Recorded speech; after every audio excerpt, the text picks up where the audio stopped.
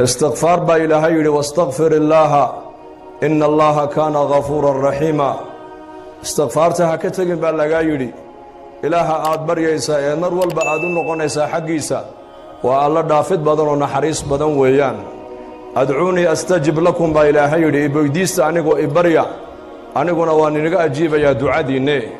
لئن شكرتم لأزيدنكم هذا نعمتي إذا يقول شكر دان با إلهي يري أنيقو نوانيني بيرنيا dembiilaataho mar walba dembi uu kaa soo dhacaya marka istighfaarta ha ka tagin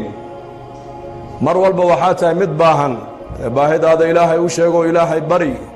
oo saacadaha ducada la aqbalee ducada ilaahay aqbalo ee axaadiista nebigeena calayhi salaatu wasalaam nebigu noogu sheegay xilliga ilaahay bari oo baahidaada ilaahay u sheego salaada markii laga baxa ducada waa la aqbalaa roobku markuu da'ayo ducada waa la aqbalaa maalinta jumcada saacata ijaaba ku jirta habeen walba waxa uu nabigu noo sheegay inay ku jirto saacad ilaahay tabaaraka wa tacaala uu ducada aqbalayo uu leeyahay ayaa waxay weydiisanaya hansiiye ayaa toobadkeena toobadahan ka aqbale ayaa maaragtaan dembi dhaaf doonay dembigiisa han dhaafe saacadaha kaco ilaahay la munaajayo baahidaada ilaahay u sheego aqrab ma yakuna al'abdu min rabbih wa huwa sajidun faakthiru fihi ad-du'a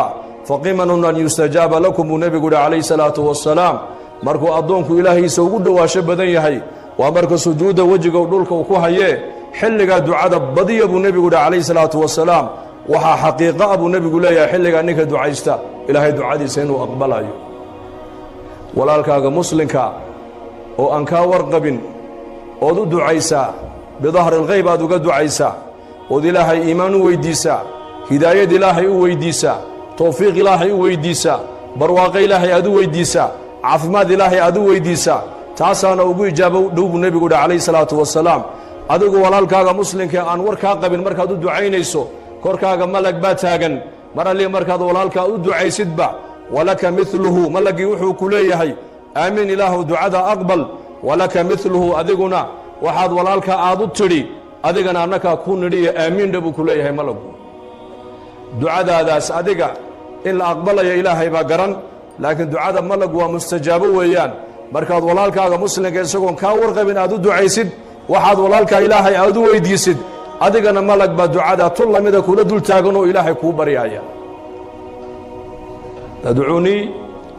astajib lakum ibarya baa ilaahay ku leeyahay ducadiina waan aqbaliye marka ducana ta ugu fadli badan buu nebigu calayhi salaatu wasalaam waa inaad tidhaahdid alxamdu lilaahi rabbi alcaalamiin